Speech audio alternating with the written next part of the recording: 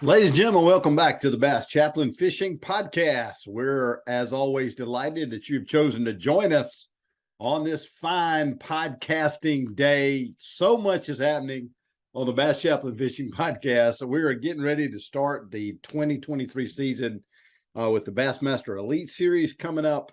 Excited about that. Going to be heading down to Florida to Lake Okeechobee and a lot of other exciting things happening here.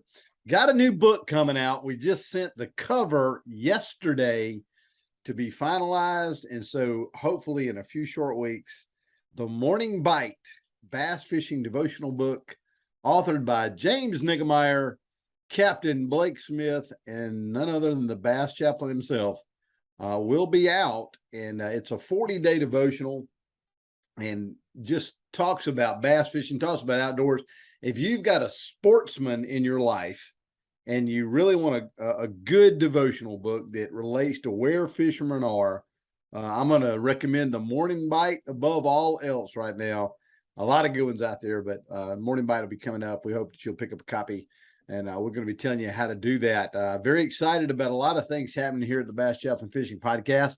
Now, listen. If you are thinking about buying commercial real estate in the upstate of South Carolina, you need to check out Langston and Black Realtors. There are none better. Old Chuck Langston will fix you up down there. STI Trucking, where it's on time or it's on us. Christian Trucking Company, great company supporting of the Bass Chaplain Fishing Podcast and the Bass Chaplain Ministries and Well Spoken Ministries. And we're so delighted. This week, talked to the owner of Moss's Back Fish Habitat. If you haven't seen those things, let me tell you something, folks. They're awesome. You can put them out in front of your piers. You can hang them off of your piers, hang them off of your boat. Fish attractants. You know, all of us get out there and sink cane piles and brush piles and things like that. Throw out your old Fraser firs, Christmas trees. These things last for years and years and years. They're made from recycled PVC pipe, and we're going to be showing those. And we're going to have old David King on the podcast very soon, along with a ton of new guests are coming up. Very excited. But today I have as my guest a great friend. Now listen, when I come home on Mondays, I have to rush home because I have to turn on the Rusty Hooks Live podcast. Love that. Shane Lineberger is going to be here. He's fished the Bassmaster Elite Series and the Bassmaster Opens, and he's going to be here all the way from Lincolnton, North Carolina. That's one of those words I have a hard time saying. And but from Lincoln, North Carolina, Shane Lineberger is going to be our guest. Coming up next on the Bass Chaplain Fishing Podcast.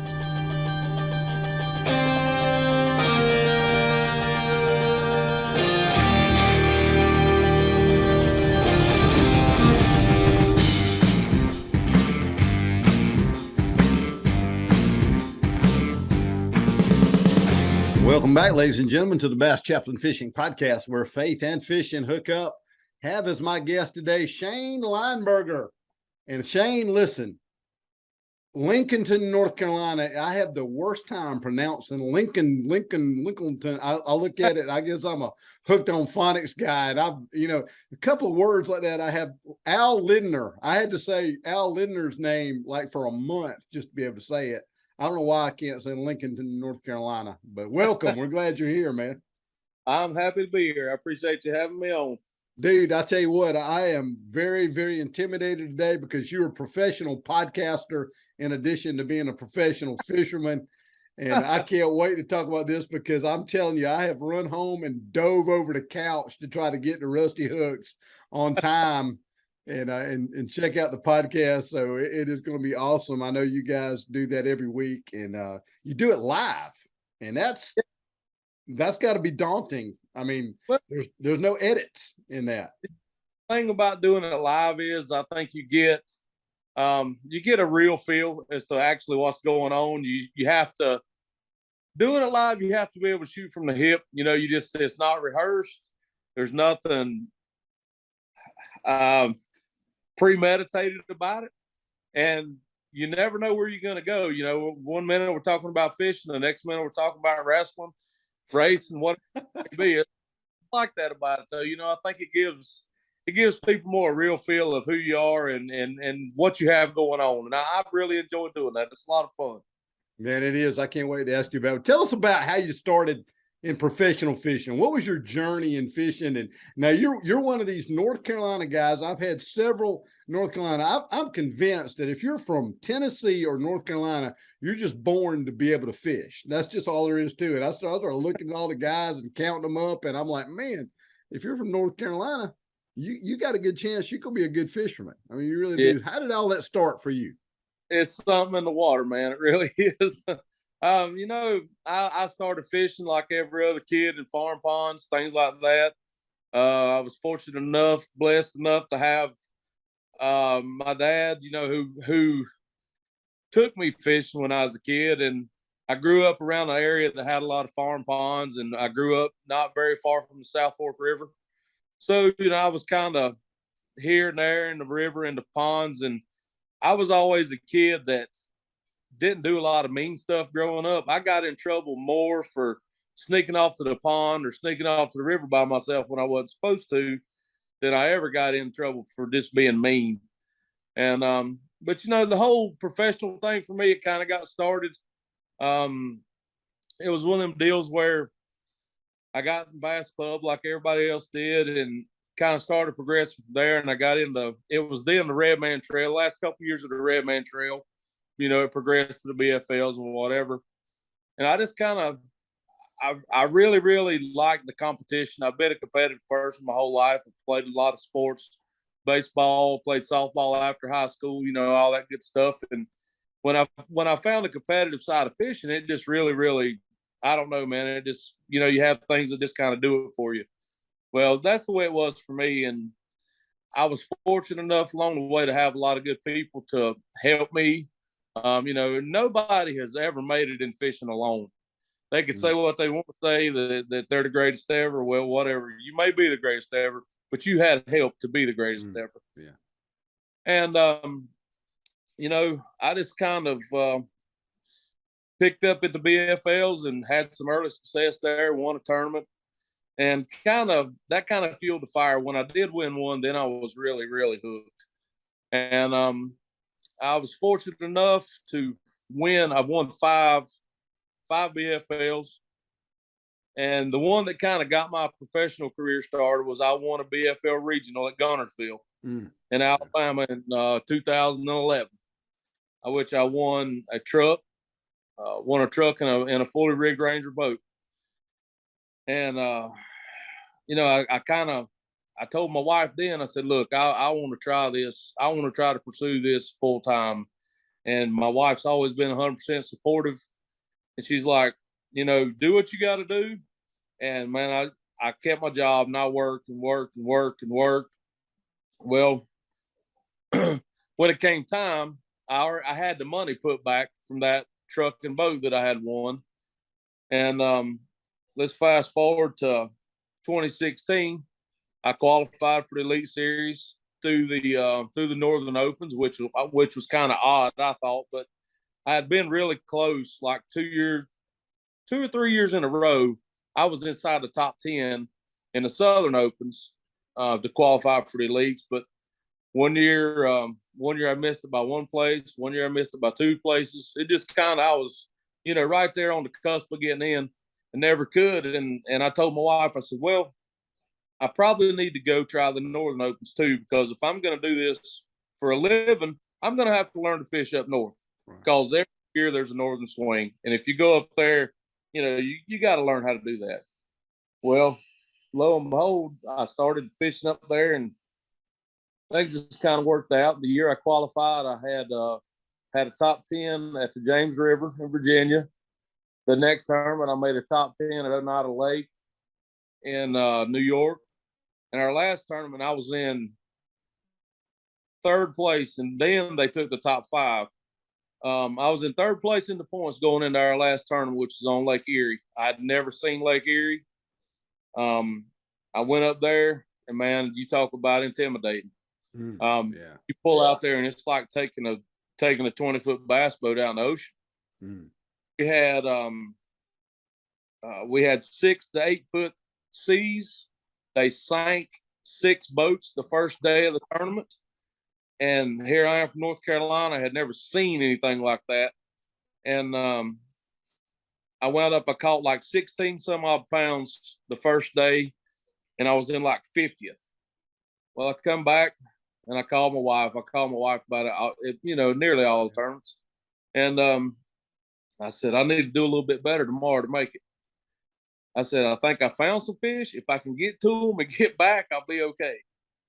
Well, I get out there, and man, I was just drifting a drop shot like everybody does up there.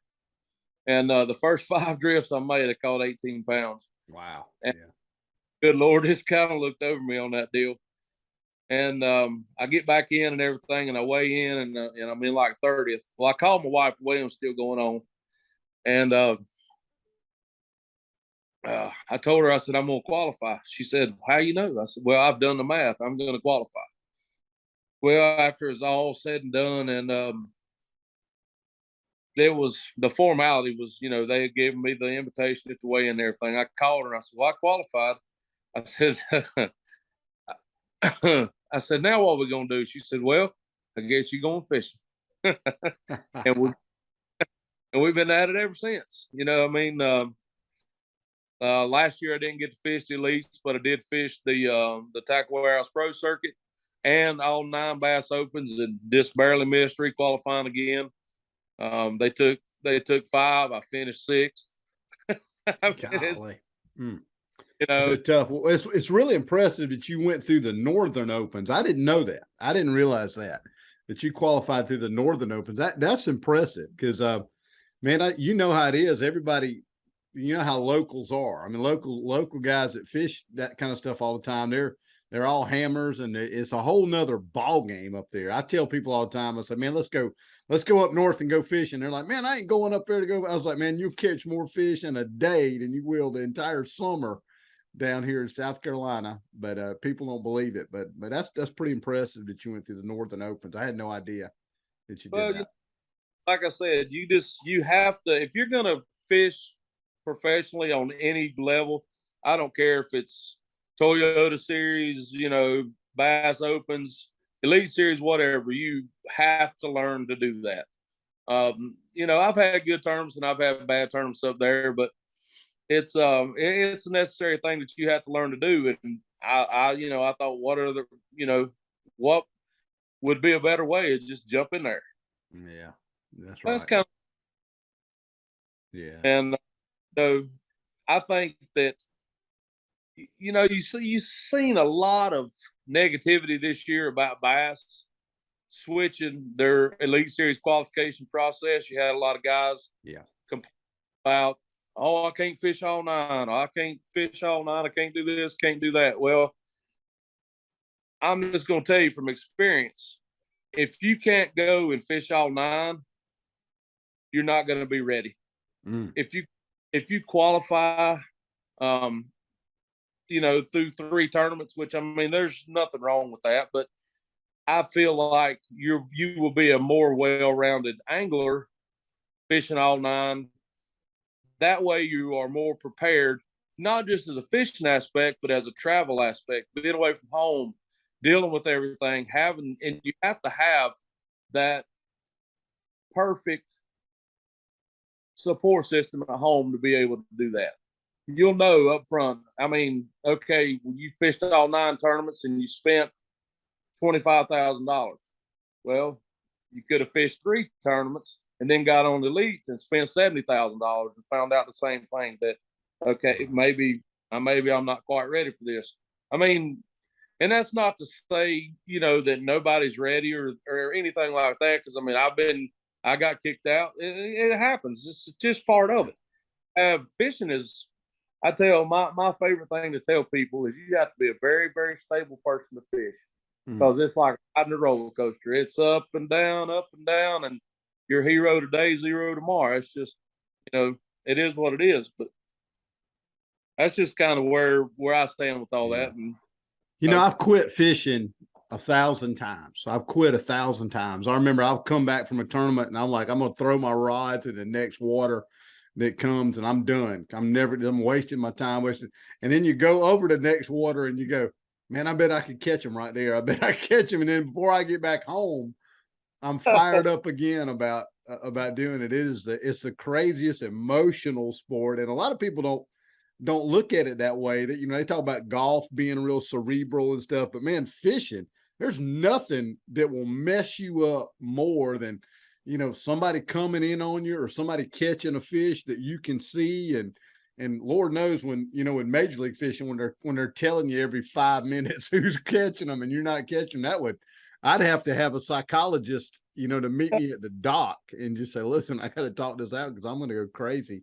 So I don't know how in the world you guys do it. Even when I'm doing it on just a local fruit jar tournament, I can't take the emotional deal of it. So it's a hard sport. It really is.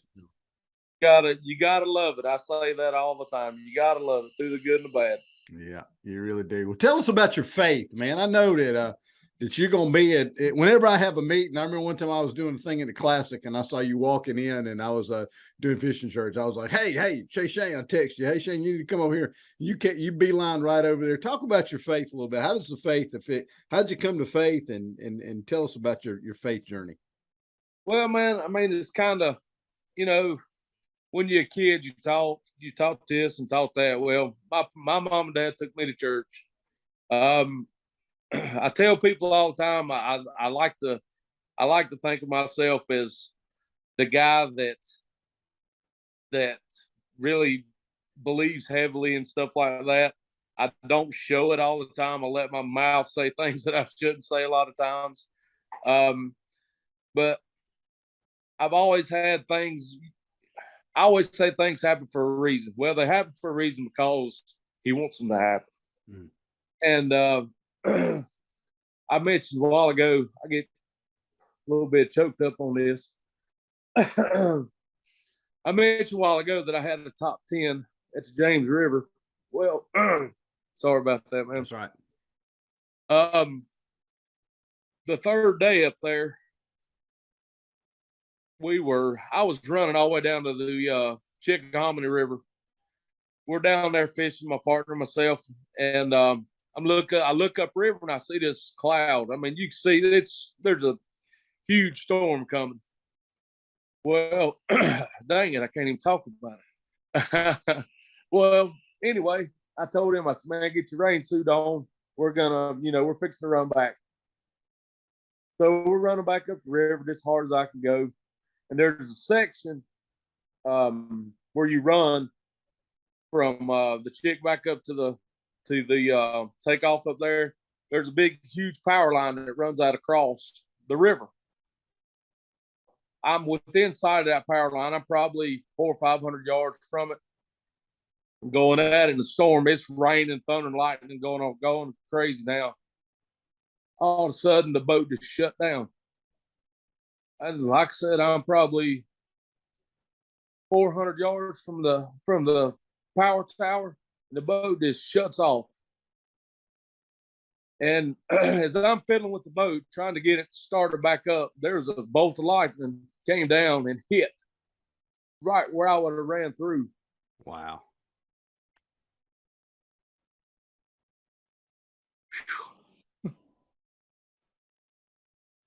Still gets me. But anyway, if there's no explanation why the boat shut off, I'll get through this in a minute. You're good, man. But anyway, no reason the boat shuts off. But if that boat doesn't shut off,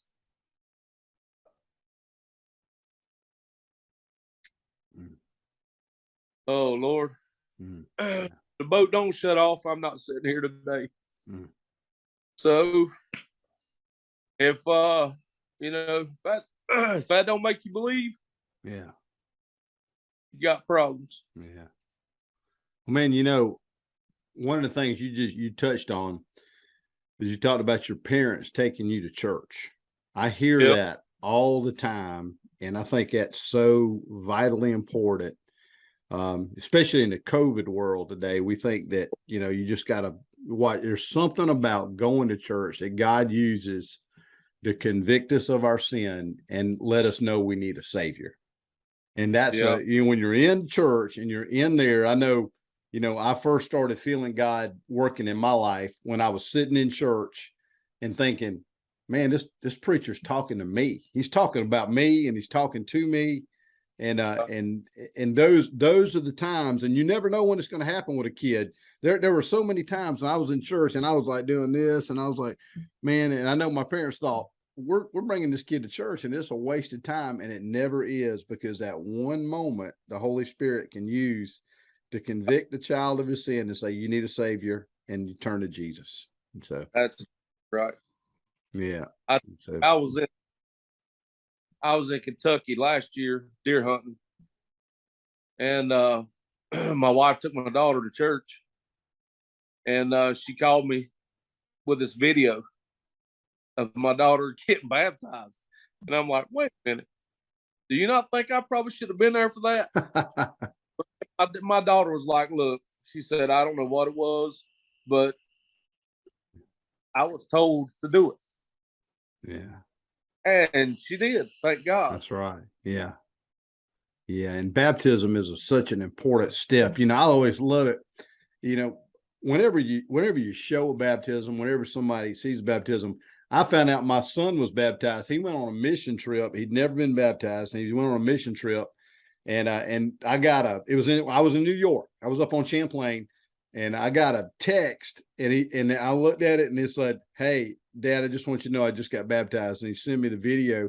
And baptism is so powerful, because baptism doesn't save us, but what it does is it paints a picture of a watery grave. It paints a picture of, we go down in the water.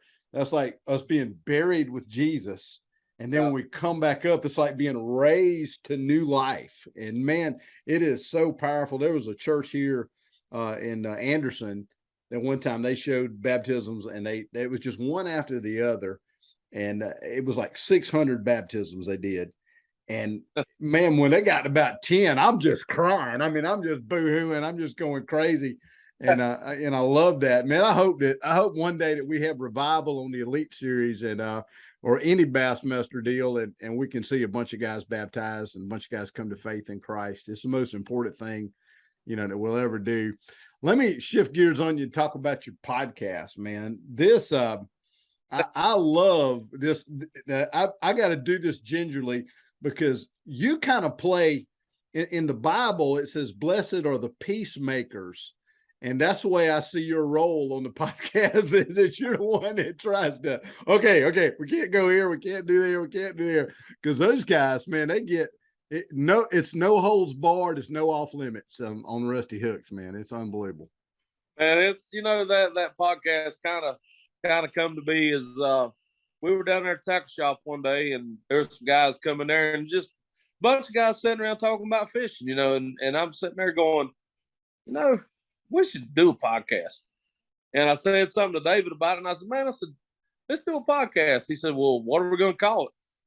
And we kind of pondered on a minute, and I said, well, name is Tackle Shop for Rusty Hooks. He said, yeah. I said, let's call it Rusty Hooks Live. And here we go. Next thing you know, we got a podcast, man. It's been going for a little over 2 years now. And we do a lot of stuff on there. We were actually this year, my favorite thing we've done so far is this year at Christmas, we got a bunch of raffle items together. We had a bunch of sponsor people come together. A bunch of people just donated money to donate $7,000 to Brandon's church at Christmas to help needy families at Christmas and all that stuff by doing a raffle. And we had a little 4-boat tournament. We let people buy tickets to you bought the ticket and picked who you thought was going to win the tournament to get entered into. We had 2 really, really big prizes. We had Norm at Swag Installations donated a boat wrap, and another guy, cannot remember his name, donated a guided smallmouth trip on the Broad River. Oh yeah. So I wonder if that was Rick Ryan. Rick, man, I went on a smallmouth trip with him on the Broad River. First time I went on the Broad River, and I was just floored, man. It was unbelievable. Loved that river. It's a little sneaky place for small. It is. But we did that this year, and we have our 1v1s on there all the time, which draws a lot of attention. I mean, we've had several videos that's been viewed over 1 million times. Wow. Pretty cool to interact with people that are from other countries and stuff. And they're just on there. You're just on there fishing, just talking junk and having a good time. And we've had people from Ireland, people from Spain, people from all over that watch us on there fishing. It's crazy, but it's a really good way to to promote everything that you believe in and things that you like to see get out there.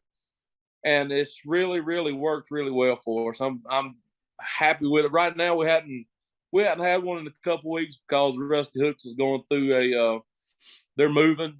Okay. From the place of rock in Lake Wiley over to Rock Hill. And so it's just everything's just been haywire with the move and all that stuff. Right. Yeah. In the next couple of weeks, we'll get back on regular. Yeah, schedule. You got to let us know where we end up with Rusty Hooks over there. We'll definitely promote it and get everybody back out there. It's a great tackle shop, and man, you guys, what I love is a live feed while you're doing it, and people can comment, and you guys get a chance. So it's a big interaction deal, and guys from all over the state of South Carolina. I've noticed that hammers from all over. My buddy Ronnie Mueller's on there all the time. He's the one I'm going to try to beat next week in Lake Murray, which I don't think I ever have. And so it's a real cool interaction. But sometimes you guys get a little heated sometimes, and and sometimes you have to back those guys down. I've noticed that a lot of times. You're like, you can't say that now. You can't say that. Can't stuff like that. So it's a tough deal for you. I know. That's wild.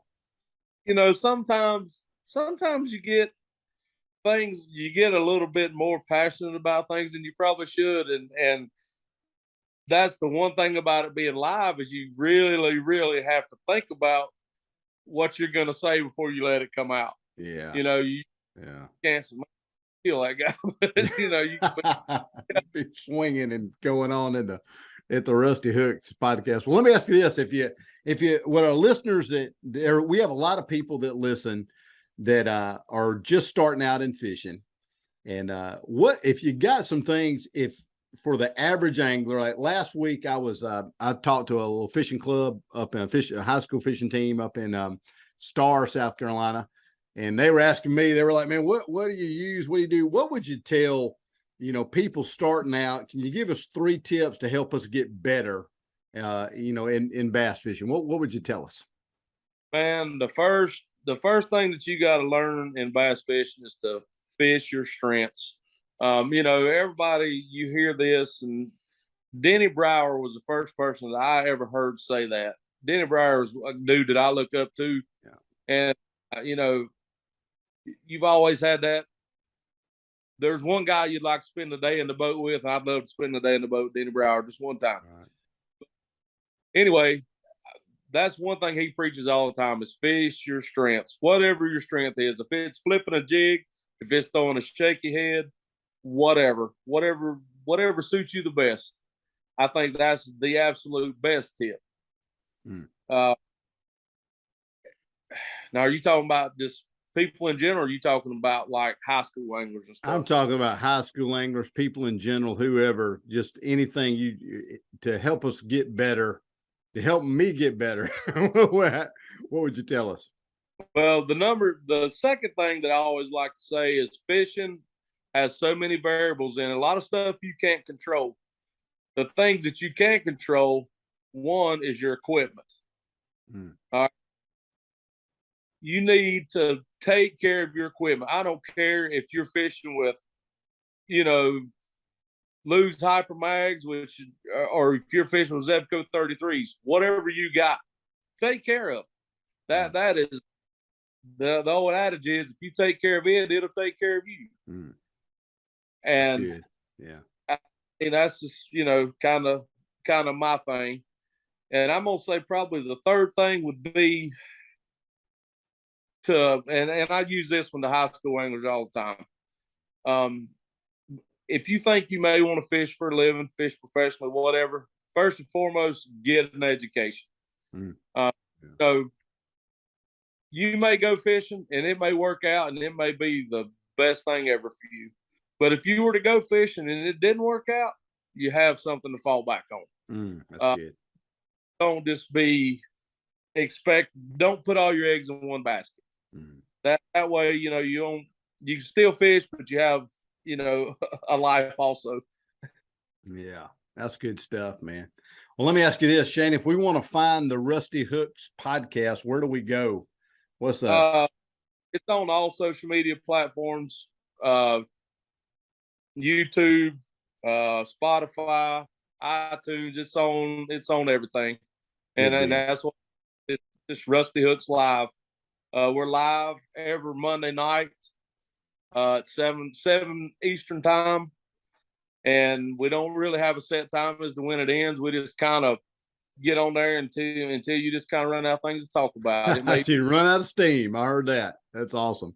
Well, folks, let me tell you, if you've never tuned in to Rusty Hooks Live, you're missing out. You need to get there and you need to check these guys out. I promise you will have a good time. It'll be some of the best time that you spent all day. Shane, I appreciate you being my guest here today, and I look forward to seeing you around, man, and all that you do. And folks, this is the Bass Chaplain Fishing Podcast. We're so glad that you've chosen to join us here today. If you hadn't hit that subscribe button yet, go ahead and hit that subscribe button. We are real close to hitting that 1,000 follower deal, and we really need you. So hit that subscribe button, hit the like button, throw us a comment out, and comments, questions, whatever. We'd love to see you. This is the Bass Chaplain Fishing Podcast, where faith and fishing hook up. We'll see you next time.